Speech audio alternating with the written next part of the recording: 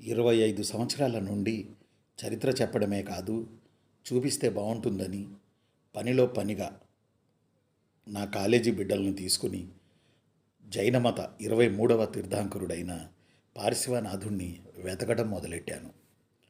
23వ తీర్థంకరుడు అయిన పార్శ్వనాథుడి గుర్తు పాము. అతని తల మీద పాము ఉంటుంది. తీర్థంకరుడు అంటే భవబంధాలను వీడి భవిష్యత్ మార్గదర్శనం చేసేవారు అని అర్థం. కాశీకి చెందిన పార్శ్వనాథుడు మనిషన్నవారు ఈ 4 అంశాలు పాటించాలని క్రీస్తుపూర్వం 6వ శతాబ్దంలోనే గండాపదంగా తాను సమాజానికి చెప్పాడు. అలాంటి వానిలో 1 అహింస, 2 సత్యం, 3 అపరిగ్రహం, 4 అస్థేయం. మాటల ద్వారా కానీ, చేతల ద్వారా కానీ, చూపుల ద్వారా కానీ ఎదుటి వాళ్ళని హింసించకూడదు అనేది జైనమత సిద్ధాంతం. అలానే ఎల్లప్పుడూ నిజమే పలకాలి జైనమత సిద్ధాంతం. అలానే అస్థేయం, నాన్ స్టీలింగ్, ఇతరుల నుంచి దొంగతనం చేయకూడదు అని చెప్పేది. అపరిగ్రహం, ఆస్తి కూడబెట్టొద్దని చెప్పేది. ఇలా వీటిని పాటిస్తే చాలా వరకు మనశ్శాంతి లభిస్తుందని పార్శ్వనాథుడు ఆ రోజుల్లో చెప్పాడు. సరే, మా ఊళ్ళో పెద్ద చెరువు మధ్యలో దేవతల గుట్టపై ఓ సామికి చెందిన విగ్రహం ఉందని మా కాలేజీ పిల్లలు చెప్పగా వెతుకులాట ప్రారంభించాను. పిల్లల్ని తీసుకుని కొండలు గుట్టలు దాటుకుంటూ పార్శ్వనాథుడి దారి వైపు బయలుదేరాను. నాలో ఏదో చెప్పలేని తన్మయత్వం. ఎందుకంటే గుట్ట కింద 20 ఎకరాల పెద్ద చెరువు మధ్యలో దేవతల గుట్ట. ఆ గుట్టపైన పార్శ్వనాథుడి దిగంబర విగ్రహం.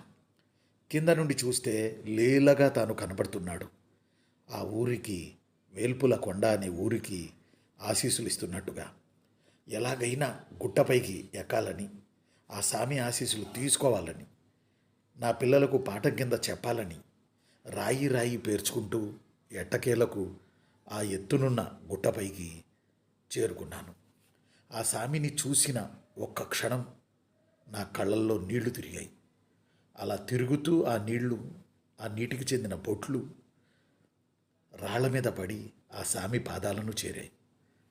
నిజానికి ఆంధ్రాలో తీర ప్రాంతాల్లో బౌద్ధం ఎక్కువగా ఉన్నప్పుడు తెలంగాణ నిండా జైనం విరివిగా అభివృద్ధి చెందింది.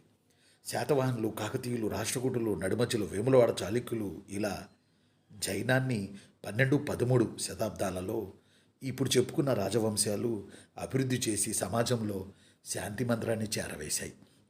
నిజానికి ఆ రోజుల్లో చక్రవర్తుల మధ్య నిరంతరం యుద్ధాలు జరిగాయి. అలా హింస జరిగేది.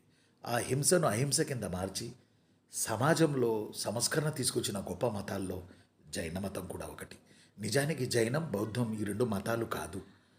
సౌకర్యవంతంగా, సంతోషంగా, మానసిక తృప్తితో బతకడానికి ఈ 2 మార్గదర్శనాలు.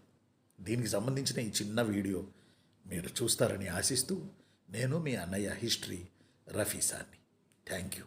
వీడియో కంటిన్యూ అవుతుంది, చూడండి.